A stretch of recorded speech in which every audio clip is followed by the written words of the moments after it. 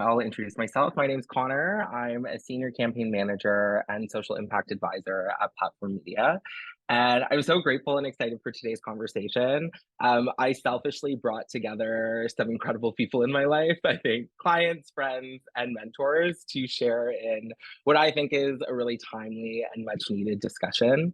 So this webinar series is a part of our larger programming for our annual influencer marketing conference called Platform Social. And this year we'll be hosting it in October, and all attendees today are going to receive a little discount code for that, which we'll follow up with kind of at the end. So before we begin, I figured we can have our panelists introduce themselves. So please share your name, where you're calling in from, your birth sign, and one crazy or defining moment in your life. It can be personal or professional. And I can start just because something popped into my mind the minute you said crazy. But my name is Daniel Pillay. I'm the president and CEO of LinkedIn. Born on January 31st, so that makes me an Aquarius sun, a Gemini moon, and a Cancer rising. And I don't know if this is crazy, but when I look back at my childhood, the one defining moment for me is Shania Twain and Leopard, like that one video that don't impress me much. So I keep wearing leopard in all different variations of my career. So I'd say that's kind of crazy and quirky. I love it. Thank you so much. That was a great way to kick it off. Erica, go for it. I love that. Doing the big three is just like the queerest thing ever. That is the best thing. So my name is Erica Hill. I am a content creator, also a lesbian, and my sign is a Scorpio. Scorpio sun, Capricorn, double Capricorn moon, and rising. And something crazy about me, it's not necessarily defining, but I am incredibly good at carnival games. So all those like weird games at like the CNE where you have to do some like weird trick, I will win the big prize every time. So that is like me in a nutshell. I love it. So good. Nick, go for it. Awesome. Hi, everyone. I'm Nick Perugini. I work at Lululemon, based here in Vancouver. My sign is Sagittarius. And one crazy thing about me, I've once performed on the Grand Ole Opry stage. Daniel, you were inspiring me with the performance theme. So yeah, that's my fun fact. I can go next. My name is Maddie. I lead PR and influencer marketing for Indigo. I am a Cancer sun, a Sagittarius moon, and a Libra rising. So there's a lot going on there. And crazy story, this is very on brand for Indigo, but I joined our book team in a contest last year to see who could read the most books basically out of a program that we were working on. And I had to read 14 books in 13 days. And it was, in my mind, the craziest thing I've ever done because I did not sleep at all and somehow still showed up to work every day. So it's also an accomplishment as well as a crazy thing to do. Hey, everybody. I'm Jim Fielding. I'm calling in from Atlanta, Georgia. My pronouns are he, him. I'm president of Archer Gray Collab. Archer Gray is a small independent media company based in New York. I am a proud Aries. It is my month. Connor knows it's been, Aries, we love our birthdays. So it's been birthday week and birthday month, and it's still, I'm over it now. It's almost done. And I think probably the craziest thing, Connor knows, I'm doing this on lots of pain meds because I had my knee replaced on Monday. And so you guys are my first. So who knows where this is going to go? This could be Jim Unplugged because between some gummies and some narcotics, it's feeling pretty good right now. So let's see where this goes. Oh my gosh, thank you so much, Jim, and thank you everybody. That was like, I think, a great way to kick it off. And yeah, I'm looking forward to this. So over the next hour, we're really going to explore the intersection of brand marketing, working with queer talent, and the responsibility as storytellers in sharing and developing diverse, equitable, and inclusive representation. We're going to look at the role of marketers, brands, and senior leaders in amplifying and creating space for queer storytelling year round. And I think that's the important kind of piece here is that, at this point in time, brands are required to evolve their storytelling beyond months or days of significance.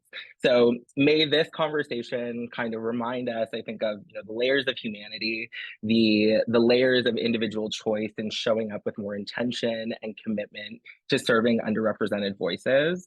And really, we're the movers and shakers of the world. We move culture forward. So I think that's important in grounding us in this conversation.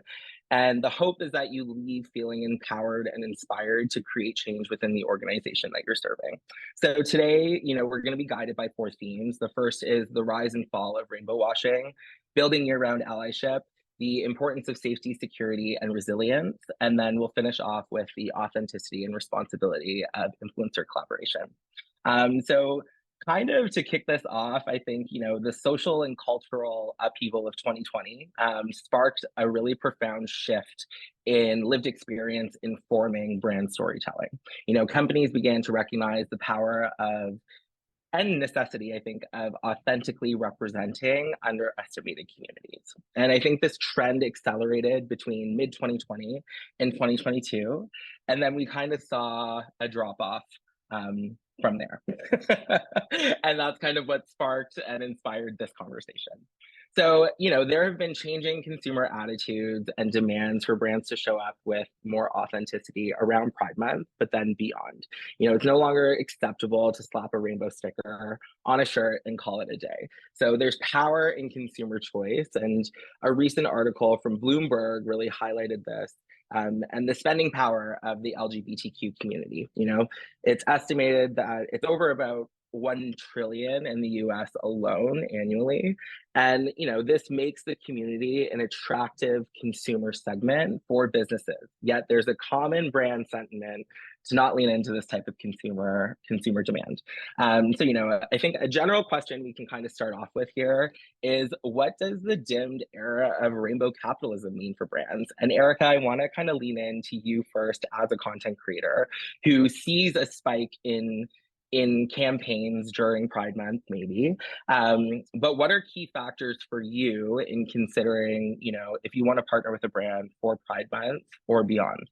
Yeah, that's such a good question because, and to your point, it really has dimmed. Typically, I do find myself getting very ramped up during Pride Month, but within the last few years, I've seen a steep decline in brands wanting to get political and stand up for what's right and do those Pride campaigns, whether it's in fear of not doing it correctly, whether it's in fear of alienating the consumers who might not agree with that kind of messaging. I've definitely felt the shift as a queer creator. But for me, I really just look for brands that walk the walk. Like if you are just slapping a rainbow sticker on something, as you said, not working with any queer creators or any queer creatives on your team to come up with a Pride collaboration, it always shows. So that for me is really, really important because we're seeing kind of the stratification where a rainbow is just not enough anymore. And whether that's through using just like same-sex couples or trans individuals in your ads or in campaigns all year round, that's something that's really, really important for me, is seeing that intentionality behind a campaign for sure.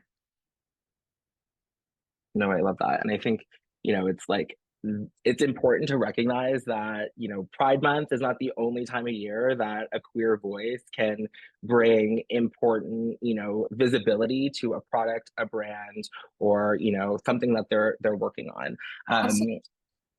Yeah, no, go it's ahead. so true. It's so true because I think brands sometimes forget that although you can put a rainbow logo on once a year, we wear queerness or transness or any identity, we wear that year round. So to show that you actually support us, care about us, and value us as consumers, as individuals, and just human beings, it's got to be that year long kind of allyship. Absolutely. And so I kind of want to now shift to the brand side. We've got Indigo and Lululemon on the call.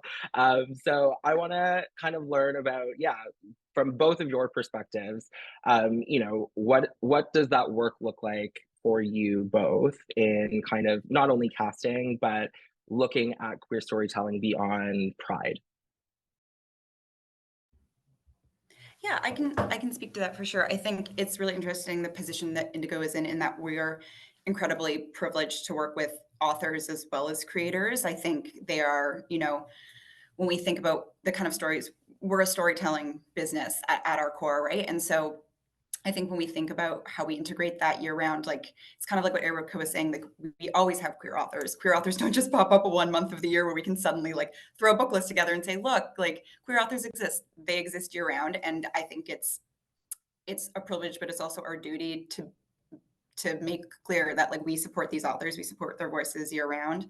And I think that translates really well into the campaigns that we're casting, because, you know, we have creators year round that, and they don't always have to speak to queer books. I think we need to make that clear as well. You know, like when we're working with queer creators, it's 100% and always more authentic to have them speaking to the stories that, you know, they want to tell as well. So I think our biggest priority is just creating that space for you know, authors and for creators to tell their own stories, and to just make sure that in all of the marketing that we do, not just influencer marketing, that it's really clear that this is an opportunity for us to put those stories at the forefront in everything we do. I think you raise a really important point as well, that like, you know, being queer is an intersection of identity. So when, you know, approaching a campaign or a marketing partnership or collaboration, you know, storytelling can go beyond just speaking to your queer identity, right? Like being queer is also being an athlete, a baker, a traveler, you know,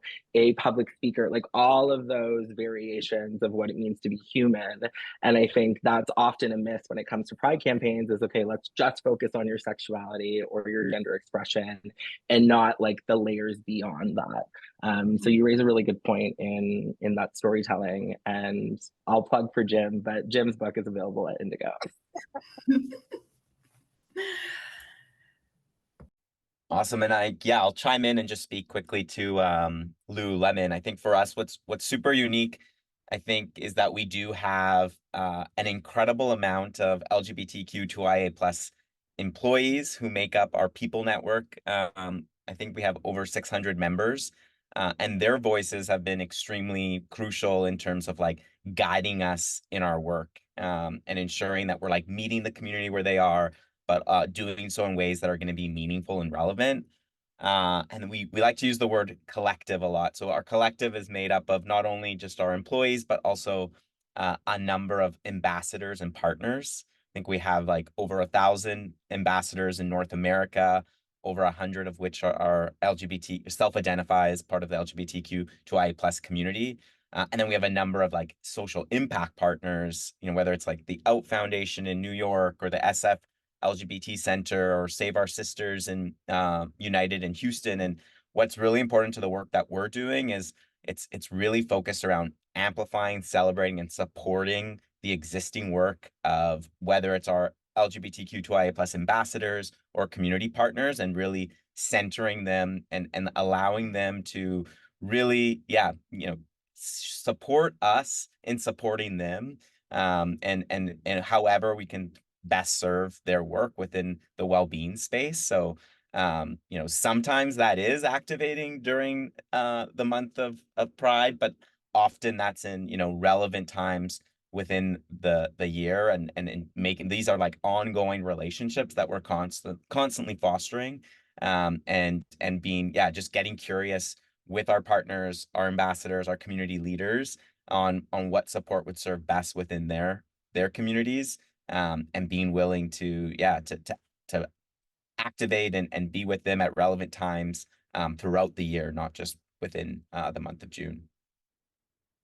Yeah, I think like something, you know, both Indigo and Lululemon are doing really well is, you know, you're almost a space for creators to do and express what they're, you know, creating in their own life. So it's almost like a platform or a medium to allow, you know, queer talent to, you know, share their voice with the world. Jim, I kind of want to turn my attention to you. So you've been kind of at the forefront of, you know, some of the world's most recognizable brands, Disney stores, Claire's, DreamWorks, and now Archer Gray collab. And, you know, something that you are really incredible at is leading high performing teams. So, you know, how can companies, I think, prepare and handle for situations where their stance on queer equality, you know, might create controversy? And, you know, as the decision makers, like what should businesses consider, not only before taking a public stance, but then, you know, why should they take a public stance? No, I think, yeah, I love this question. And actually, Nick's answer kind of opened the door for me because I think before any company does any kind of support for any marginalized community, but let's just stay focused on the queer community right now and Pride, you have to kind of do, a moral and ethical inventory, of the C-suite and of the company. Are you in this for the right reasons? Are you in this year round? And most importantly, are you prepared for backlash? Because if you're going to get the backlash, are you prepared for it? And I think what Nick said, and I remind a lot of the clients that I work with in this space, is the first thing he brought up, besides even talking about his community and his allies, was his employees, right? And that the large LGBTQIA plus employee base, right? And I remind companies of that all the time. Like, even if you just use the 10% number, you have this queer and queer ally community that you want to be celebrating year round as well, and want to be amplifying and elevating their voice of this marginalized community. Then you have consumers, you have supplier partners, you have vendor partners, but I think, a lot of this stuff that you and I have talked about, Connor, and that I'm talking a lot with my clients about is, do you have your PR and communications plan in place for when you get the negative backlash, right? Because let's just assume, particularly in the States, you're going to get some negative backlash the minute you put out something, right? You're going to get press, you're going to get protests, you're going to get something. And I think what we learned last year in 2023 is some companies weren't prepared for the backlash, and the reaction then became a bigger problem than the actual protests, because they were getting buffeted from both sides of the political spectrum. The far right who was protesting them, and then the far left who was pissed at them for not handling it correctly. And what I got frustrated with, as we talked about, was these are large companies that have been doing Pride for a long time. They shouldn't have been surprised by this, right? And there should have been some contingency planning. And so, my advice to any clients that I work with now is prepare for the worst. If it doesn't happen, great, but at least be prepared and have courage in your convictions that when you get challenged, have your narrative ready. We're all talking about storytelling, Madison talked about storytelling. You better have your narrative of why you're doing this, and it better be super clear and super tight and very transparent. And if you don't believe it, then don't do it. And Yeah. I think that's what I think a lot of people now. I think there's nerves based on what happened last year. I think there's a lot more nerves this year in the C-suite than there were last year, because people watched what happened in the States, Starbucks, Target, Bud Light. I think that makes people more nervous for this year. Yeah, absolutely. And I'm so happy that you and Daniel are both here, because Daniel, I think, can speak to, the crisis comms agency. perspective Yeah. and the agency perspective, and, the role of the agency in, leaning into these conversations and informing clients on how to approach, branded campaigns beyond Pride. So Daniel, I'd love to hear kind of your perspective. Yeah, and I want to build on a lot of the stuff that Jim said too, because I think there's no doubt that as a PR agency, you often have a lot of influence on how the brands sort of navigate this space. But I think the most important thing for me, being a gay person at my leading the agency and sort of leading my teams, the brand teams, and how they conceptualize their plans, is just start talking about a Pride campaign right at the beginning. Because by the time the brand comes to me with their ideas and their brief, even if Pride is not in there, when I go back with my recommendation, there's a Pride campaign always suggested. And then that sparks the conversation and the ideas and the approval process and who needs to be involved. And that's how often we get access to the C-suite individuals to even see if something is possible. A lot of the times when we're dealing with things from a PR perspective with agencies, it's with the brand managers. It's never with those who are actually making the decisions. So you kind of have to move up the ranks as you're speaking to them. And you just kind of have to show them that not every single Pride campaign needs to be tied to a launch. It could be tied to their values. What are their values? Let's talk about your values. How do you feel about this? So it's about sparking the conversation. And even if they don't want it, it's suggesting it anyways. I mean, that's the way I've done it. And that's the way I've been successful at doing it too. And that makes it not an afterthought. oh my God, it's almost June. Like, are we going to do a Pride campaign? Let's slap a rainbow on this sunscreen and let's send it out to everybody, right? That's what ends up happening. You get like a Yeah. rainbow lipstick and a rainbow lip balm. So I try to have that conversation right when they're planning their year and deciding their budgets so we can make the most informed choice at the beginning. I love that because that kind Yeah. of leads us into our next kind of conversation, which is really about building that year-round allyship and moving beyond tokenism to uncover, how this can really be an integral part of brand storytelling that isn't just during Pride or anything like that. So how can, building year-round allyship inform a more positive brand sentiment for brands? And I'd love to start with Nick and kind of talking about how, like, internally through the Center of Social Impact, how this informs marketing initiatives. Yes, for sure. So, for those of you that aren't familiar, the Lululemon Center for Social Impact was launched in 2021, and it really just is kind of bringing all of our social impact efforts under, kind of unifying them under one roof. And the goal really is to disrupt inequity and well-being through movement, mindfulness, and advocacy. And obviously, as a brand that, like, stands for well-being for all, rooting our positioning and how we support the well-being of the LGBTQ2I plus community is so important. I think when I first started at the brand in 2021, we sat in a number of like listening sessions with our employees, and very clearly it was you could get a sense that, like, depending on where employees were located, whether it was in states like Texas or Florida, there was this general consensus that, like, they felt super safe at work. They could be their true authentic selves.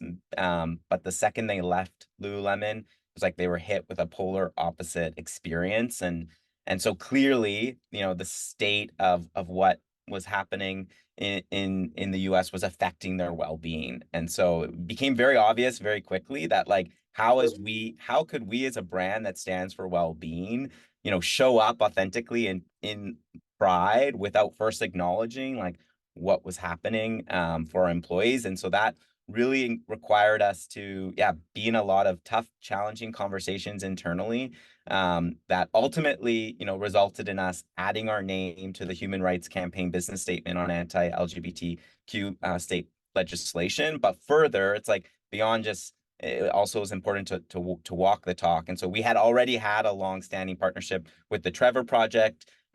We announced a renewed partnership. I think to date we've invested over 4 million in the Trevor Project and NAMI, but it was really important that, like, we went out ahead of Pride Month to acknowledge the state of particularly for youth, what they were suffering with, and then showing and demonstrating through partnerships like the Trevor Project, more recently with Rainbow Railroad, the work that we're doing to inspire change, and recognizing that the call to, like, keep this momentum moving forward, and really having those strong proof points around what we were doing to advocate for as allies for the community.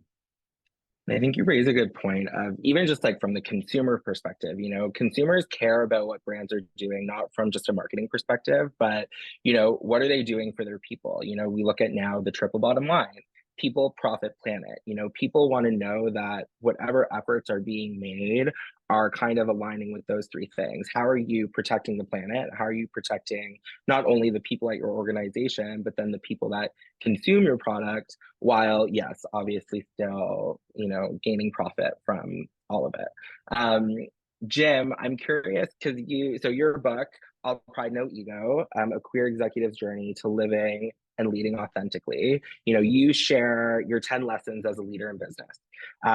What is your advice to company leaders who, want to create inclusive workplaces? And I think, when you look at the work like Lululemon, it's like, how can we kind of mirror this in other organizations? And what is your role in kind of moving that forward in conversation? Yeah, I mean, I think it's great to have, you have two great examples on here, in Indigo and in Lululemon. But I mean, a lot of the conversations I'm having with companies now is Of course, I come at it from like a social moral imperative that I think people deserve to work in safe and inclusive workspaces regardless of their background. It's not just about the queer community. I think all marginalized communities need to feel safe and included at work, right? I think the queer, I was on the board. I love Trevor Project, by the way. I was on the board of GLSEN for a long time, the Gay, Lesbian, Straight Education Network. And what they always talked about was when you created safe schools for the queer community, you were actually creating a safer school for the entire community. Because when you were training on anti-bullying and acceptance and inclusion, that was actually lifting all boats, basically. And I feel the exact same way about inclusive, belonging, authentic leadership. But the other thing I talk about bluntly, and I think you guys all know this, and Daniel from the agency, I think it's also a competitive advantage at this point, because if you don't actually have a stated diversity, whatever you want to call it, DEI, belonging, inclusion statement, and you don't really have that culture, I don't think you're going to attract and retain talent the way that you used to. And particularly, I think the under 35 crowd, who is so much more aware of company values and their impact on the planet that you brought up, Connor, and what they stand for, they'll just choose not to work for you because your morals and ethics and your principles don't align with their own. And so I also come at this, listen, I'm much older than most people on this call. I come at this I'm a capitalist too, right? I ran businesses. I had to make money. Lululemon has to make money. Indigo has to make money. But I always felt that I was going to make more money and be more successful in achieving my qualitative and quantitative goals if I did it by creating safe, inclusive cultures where people wanted to come to work and bring their best, right? So if I created the environment and they were able to bring their best, I was going to get the best out of them, and we were all going to celebrate from that. But increasingly, I think it's taken on a sense of urgency because the younger generation is literally, I think, changing the world, because they're like, I won't come to work for you. Like, I looked you up on, I looked you up on LinkedIn, or I looked you up on Glassdoor, and I don't like what I read, and so I'm going to go work somewhere else. And I think that's driving a lot of change as well, in a positive way. Yeah, absolutely. And I think, from the, Erica, I want you to chime in a little bit, because I think from the management perspective, team management and the talent, we are looking beyond just the campaign or the opportunity that's coming forward. Erica, I'll let you speak a little more to that. Yeah, I think it's really kind of goes back to what you were saying about just the intersections of queerness and the 2SLGBTQ plus community being queer or being trans or whatever all year round. And it's this idea that consumers want to Jim's point, consumers want to ensure that whatever they're putting their dollar behind aligns with their values. And then going back to Daniel's point of, okay, so what are your values? And if they aren't aligned with doing these campaigns year round, then just don't do them. Like, truly, it has to be authentic to the brand and to the DNA of the people in the C-suite and who work at the organization, the employees at Lululemon who come to work and feel safe there. That you can tell that thread runs all throughout that company of diversity and inclusion. And it is a real fundamental core value of some of these brands. And we're getting smart. We can tell when it's just bullshit, when it's just rainbow washing, when it's just to check that diversity and inclusion box. And I think I usually do feel a lot of burnout around Pride Month, especially with some of the tight turnarounds where it's like, oh, shoot, it's June 15th. We got 10 days to turn a campaign out. Hey, talk to us about your struggle. And I think that's another thing as a queer creator, where a lot of the times when a brand does come forward and want to work with you, it's like, talk about how hard it's been for you to be gay. And it's like, okay, well, sometimes I want to highlight queer joy and celebration, because it's not just about queer suffering. It's not just about highlighting, and this goes for all marginalized groups during Black History Month, during AAPI. It's not just about our suffering. It's about our joy. It's about our laughter. It's about our intersections. And it's about this tiny piece that makes up who we are. So I think the more that a brand really understands that and really comes to the forefront being like, okay, Pride storytelling, you can lead the way. You're at the forefront of this conversation. We want to support you and amplify your voice. But when it becomes product first, queerness second, or product first, individual second, people see right through that. Like, I feel like we've gotten so smart as consumers. If we're not aligned, we're out.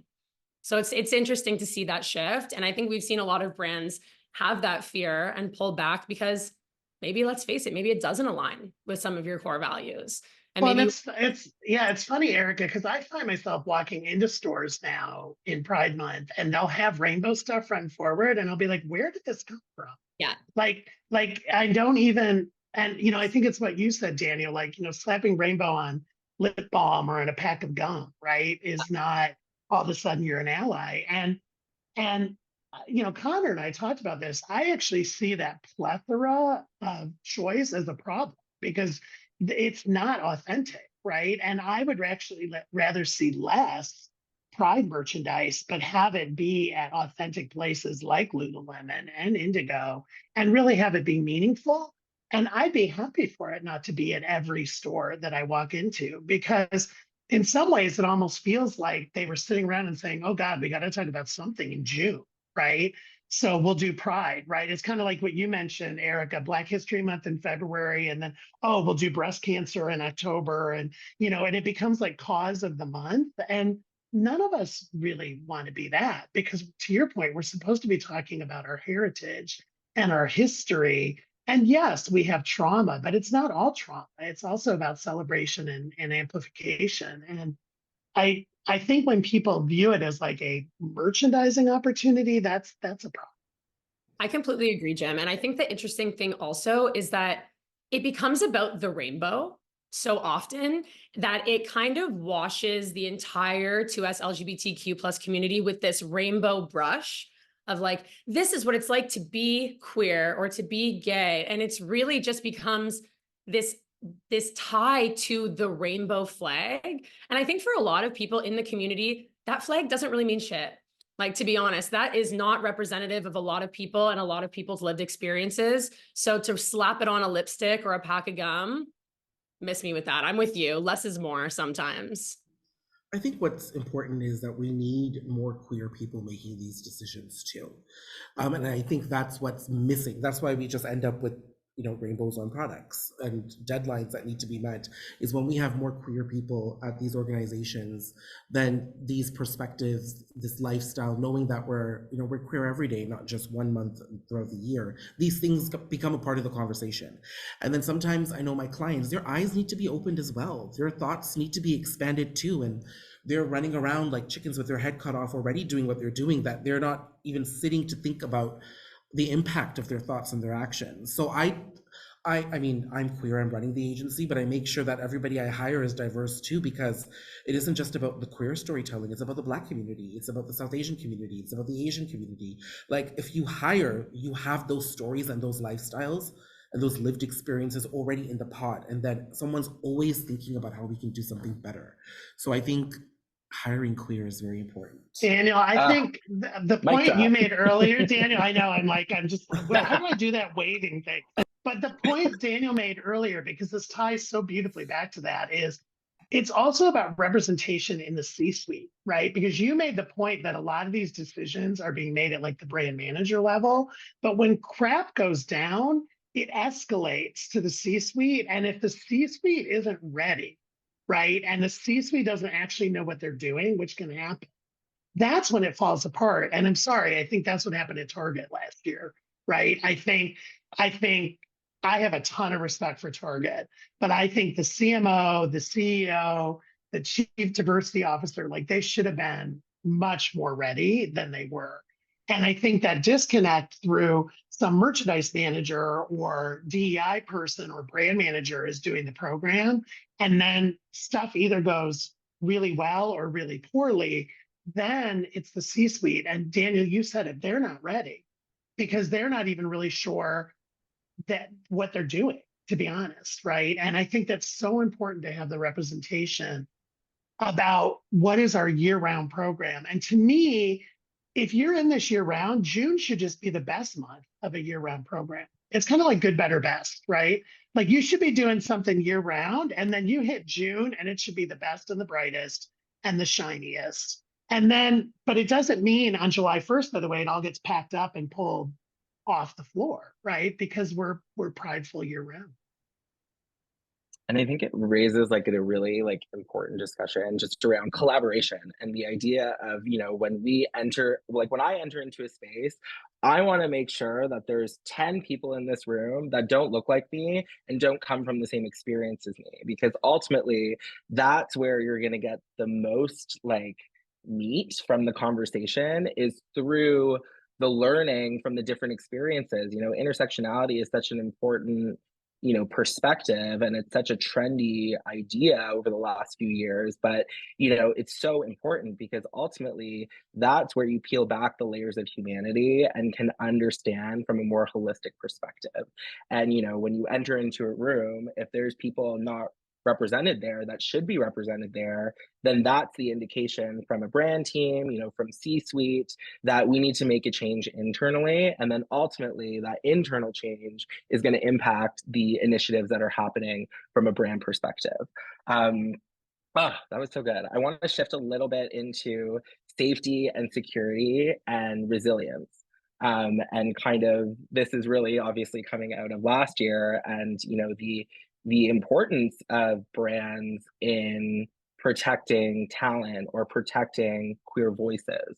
And Maddie, I kind of want to start with you in kind of highlighting, I know this is mostly in the US, but it's obviously trickled into Canada, but banning books or censoring books has been, you know, a way to silence the queer community. And I would love for you to touch on just, you know, the work Indigo's doing kind of in this realm. Yeah, I'd love to speak to this. I think it's something everyone at our organization just feels so passionately about. And I think it's a huge misconception when people think this is only happening in the States. It's happening in Canada. It's just happening under the radar. And a lot of the times it's happening, even parents in schools, for example, don't know about it. The way the process works in Canada is pretty backwards. But I think the way that we approach this really is just like, when we think about access to literature, we think about how that allows people to build empathy and to understand lived experiences and communities that exist outside of, you know, your own experience. And I think access to books gives us an opportunity to, you know, imagine, as Glenna Dole says, like a truer and more beautiful future for queer people, for example. And so we are really fortunate to have a book team that's incredibly passionate about partnering with Freedom to Read Week, which is in February every year, but it's something we include in a lot of the work that we do year round, which is to just make sure that when we're thinking about these displays, like, I think the best way to sort of think about it is like, whether it's a queer author or, you know, a queer creator, there are kids in schools, for example, if they don't have access to these books, how are they going to see that future for themselves as well, right? So when we think about defending queer literature, like I think Heartstoppers is a great example that's been challenged in the US.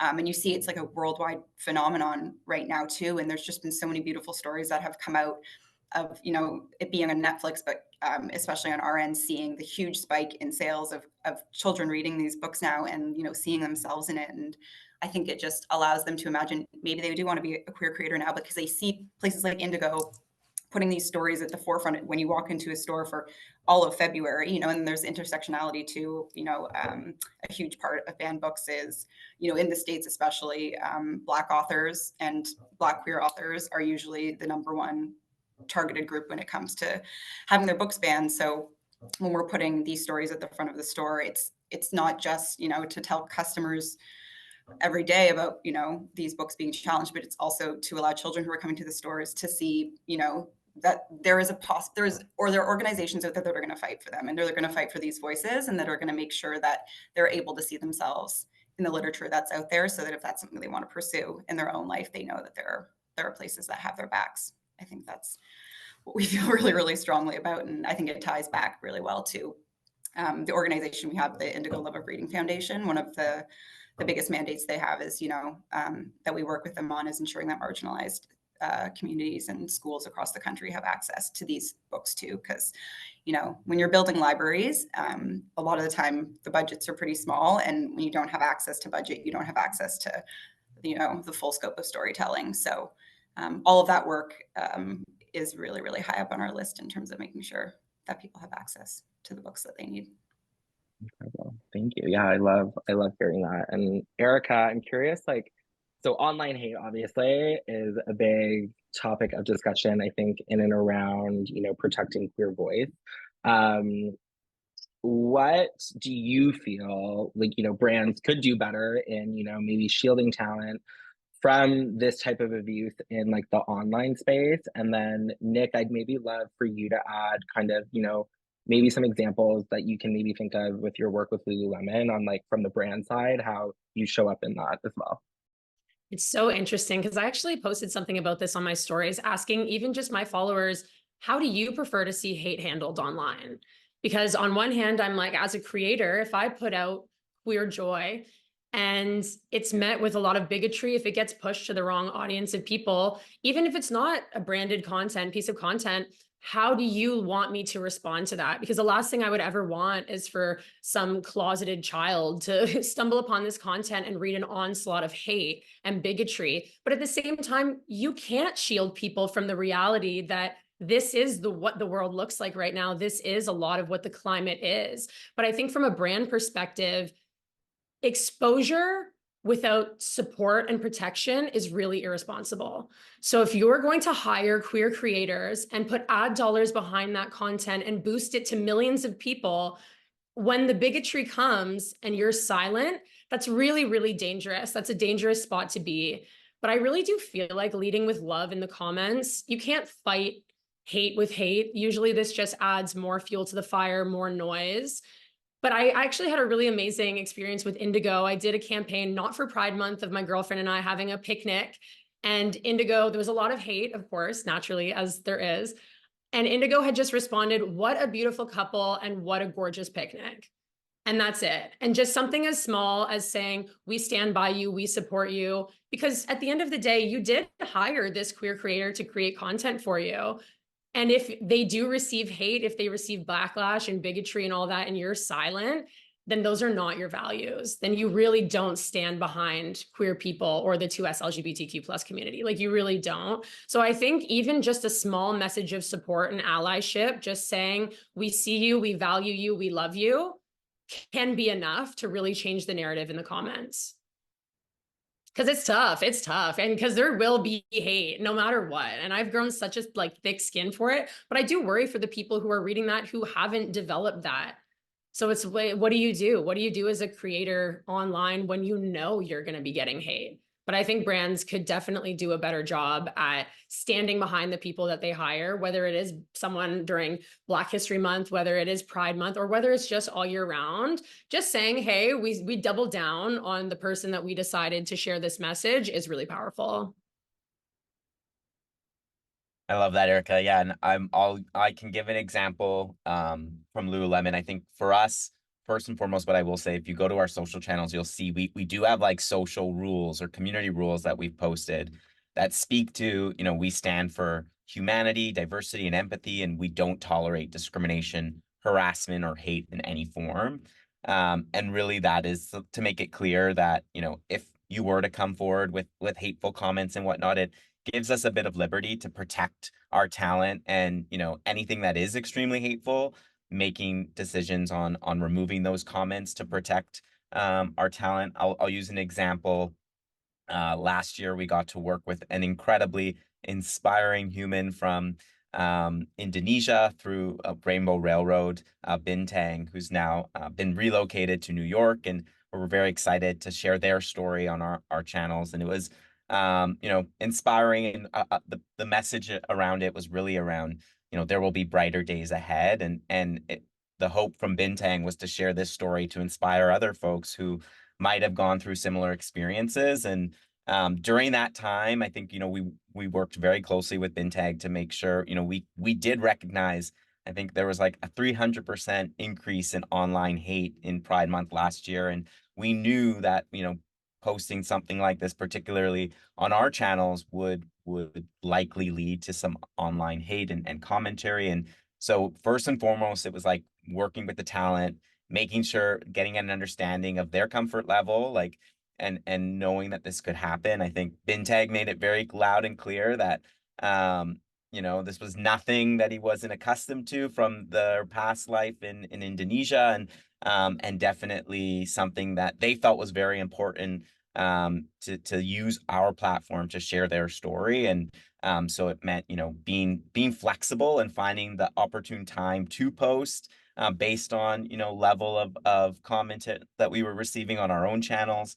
But then also just like not being afraid. I think we actually used the opportunity to like pin a comment at the top of our post, because the other option was like, do we turn off comments? And I think, that was something we debated, but at the end of the day, it was also a great opportunity for Bintag to receive a ton of love and positive, comments about how much their story was, affecting others. And so that didn't feel like something we wanted to. And instead we used the opportunity to pin a comment at the top of the thread that reminded people of our social rules, and hopefully to mitigate, but also give us the opportunity to delete as necessary. And then, similar to what Erica was saying, it was, for us, it wasn't like we told Bintang's story and it was a one and done deal and that was the end of it. Like now we had a new member of our collective that, we ensured we filmed their story in April, but when June came along, made sure that they were included in all of our activations and opportunities to meet other folks in our New York community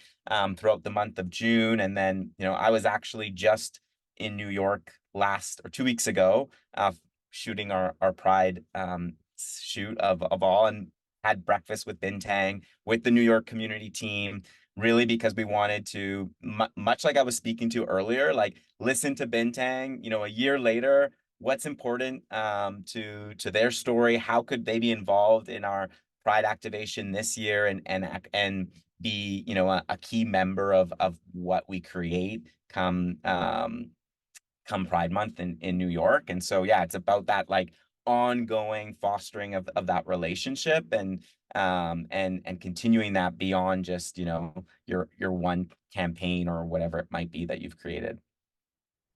I do want to come in there and say that that's what we try to do at Langton as well, is when you establish ambassadors for a brand, then you can create a relationship with them over a longer period of time. And when you understand each other, you can better speak to the nuances that come up in a campaign, whether positive or negative. I find that when brands just get really focused on doing one and done campaigns quarterly, there's never an opportunity to establish any sort of authentic relationship. And then you end up with so many gaps unaddressed, and you end up with people who don't know how to navigate those situations. So I think what you're doing, Nick, is amazing with Lululemon, and that's the type of relationship fostering I try to encourage for brands. That's going to get you the best content. It's going to get you what you want. At the end of the day, you're a business, but it goes about it in a very authentic and personable way, and I think that's what wins at the end. Absolutely. And I want to finish off kind of with the, it does start with the team, right? Like creating these safe spaces for talent or for external third parties that are in collaboration with brands. It's the team that needs to create that safe space. So Jim, kind of, your principles for inclusive leadership, what should people really, what are like the, things that people really should keep in mind in not only creating safe space at work, but then how that informs creating safe space for community in online spaces or, event spaces that brands are engaging with? Yeah, I mean, I think the panel has given most of it today. I mean, we keep talking about walk the walk and talk the talk, and I know that sounds so cliche, but I do think that that is the key, is that, it starts at the top of the organization. It really, we've talked about the C-suite. It also sometimes, depending on the company, it can be the board of directors, right? Depending on the size of the company. I think, my principles are that, again, if you're going to create an environment where people can bring their best selves to work, their authenticity to work, it starts with you role modeling that authenticity in whatever role you're in, right? And so to me, it's all about sharing stories, right? And we've talked a lot about storytelling, and it's really about creating environments where people are safe to share their stories without judgment, and they're going to be accepted unconditionally, and whatever their story is. And by the way, we all have diversity. We all have things that make us different. We all have quirks. We all have these little things that are delightful about ourselves. And I think, you know, it's that kind of environment that I think you as the leader have to set the tone. And I think it starts even when you're recruiting people, when you're interviewing people for those jobs. I think it starts really early in the process because, again, without violating anything, you know, that you're not allowed to ask, or, you know, without getting too personal with people, it's just setting a tone that we are a group that respects individuality, that respects our differences, and that respects inclusion and belonging. And these are our rules of engagement. And if those rules are uncomfortable for you, then we might not be the best place for you. And there's other places where you could work instead. Um, and, you know, a lot of times I get asked, oh, you know, you probably had, you know, these massive queer teams, like I would only hire queer people. Of course I had queer people, but also I couldn't be managing a culture of belonging and inclusion if I couldn't manage all kinds of people, right? I don't want 100 of me. Like we'd kill each other, right? Like I don't want 100 of like my energy. I want that diversity. And so some of my best employees are, you know, cisgender white married men with 4 kids, right? But they felt that they could bring their best selves to work, right? Same thing as a 30-year-old, you know, lesbian woman. Like that's, to me, again, if you create that space, it works for everybody. It doesn't just work for a marginalized community. And I think, that it's been challenging, Connor. You and I have talked about this. The hybrid work, the work from home, a lot of my skills were kind of honed in an office where we could all get in a room together and have a discussion. And I've had to learn some new skills the last 3 and 4 years of, like, you know, with geographically dispersed people and people working remotely. But the fundamental communication skills and the respect and active listening and all those things that you do, it doesn't matter whether you work in an office together or you work remotely. Those skills transcend. Um, and to me, you know, I mean, to me, it kind of all goes back to the golden rule, like do unto others as you have them do unto you. Like it's kind of like my management style is how I want to be managed. It's the environment that I want to work in, right? Like I want to be respected. I want to be listened to. I want to feel like I belong. I want to feel included. To me, that's my fundamental management style. Yeah, absolutely. Thank you. Okay, so now we've got about 7 minutes left. So I think for so our last piece really is about, you know, almost like the future of collaboration from here, right? Like, what is our ideal vision for working together, both brand and talent? So I think just like, yeah, I would love for all of you to just share almost like what your aspirational vision is for this work. And then, yeah, if we have time for questions, hopefully we can get some of them in. But yeah, whoever wants to kick it off, feel free to. I hope everybody comes to the table with an agile mindset and an open heart, because those are the two biggest roadblocks I face in trying to get anything queer related off the ground. You face resistance in many different forms. So for me, it just starts there. If you're willing to have the conversation, if you're not, then who else is? Who's the person that I can speak to who can help me create this change and help me create this effort in a small scale? If budget's a concern, eventually something small will grow into being something bigger, you know? So I just need people to have agility in the way that they think and just come to the table ready to learn and have an open heart. And that's what I hope continues, because believe it or not, you know, on April 25th, 2024, I still find that those are the two biggest areas of resistance. And yeah, that's my hope, at least, as we continue with this. Yeah, I'll go next. My hope, similar to Daniel, is I want to see quality and innovation over quantity. Like I'd rather see heartfelt, authentic, true storytelling and celebration. And I'd rather see less of that, like less is more. And I would love to be like surprised and delighted. I would love to walk into some collab or some store or some brand experience and be like, oh my God, that was surprising and delightful. Like, and that's to me is like, I think quality over quantity. I love that so much. I would definitely love to see the humanity brought back to Pride campaigns, Pride messaging in general, and to have a general understanding that to love and include, similar to Jim's point earlier, helps every single person, not just the person that you're highlighting, not just the queer community, not just the Black community, everyone, even the cisgendered straight white man with 4 kids is going to find joy and acceptance and peace, being able to bring forth his most authentic self too. So just really rooting Pride celebrations back into humanity, I think. Yeah, I think similar. We talked a lot about like intersectionality and inclusivity, and I think that to me, you know, actively involving and engaging as many diverse voices within the process for me, I think is so important, and ensuring we're creating that space to listen and learn from our, you know, collective's knowledge, experiences, perspectives, and that's really gonna, I think, help us in terms of just being able to continue to improve year over year. Like the conversation doesn't just start at the beginning of a campaign. It's also like post campaign and beyond that, like constantly being willing to learn and listen and improve year over year, I think is really what's gonna kind of help brands like us continue to propel this work forward with like more purpose, more meaning and intent, and get us, you know, closer to where we want to be in terms of like greater inclusion. And I think what, as part of that, you know, we're ultimately also fostering, and I think Jim spoke to this too, but just this more inclusive workplace culture where internally our people feel heard, valued, and celebrated. And so as much as this is going to be, you know, externally something that people experience, it's also about that internal experience for our employees.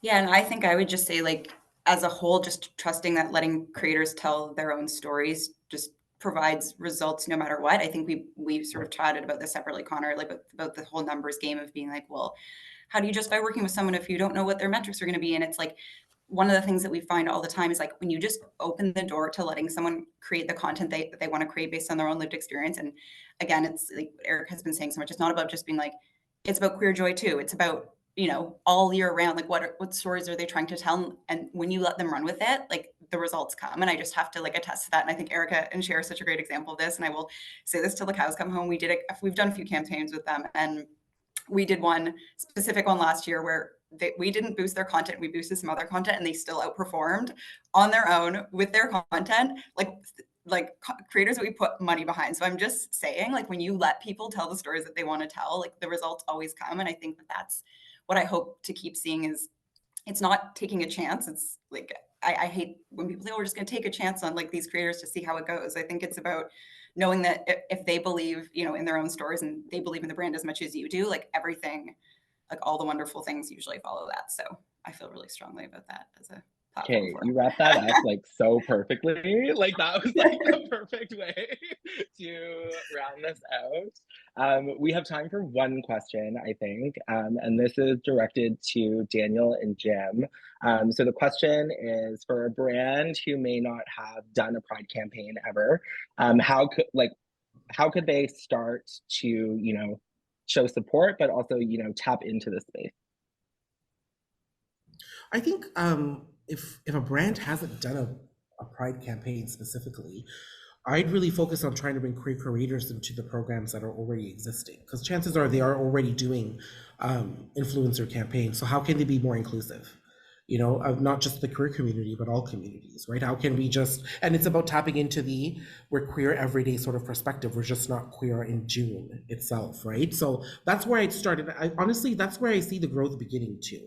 A lot of them start exercising their agility and seeing the opportunity when you start small with these lists and making them as inclusive as possible. And then, you know, not to toot platforms' horn, but then it really becomes important for agencies like me to rely on agencies like Platform to help me foster those relationships and find the best fits.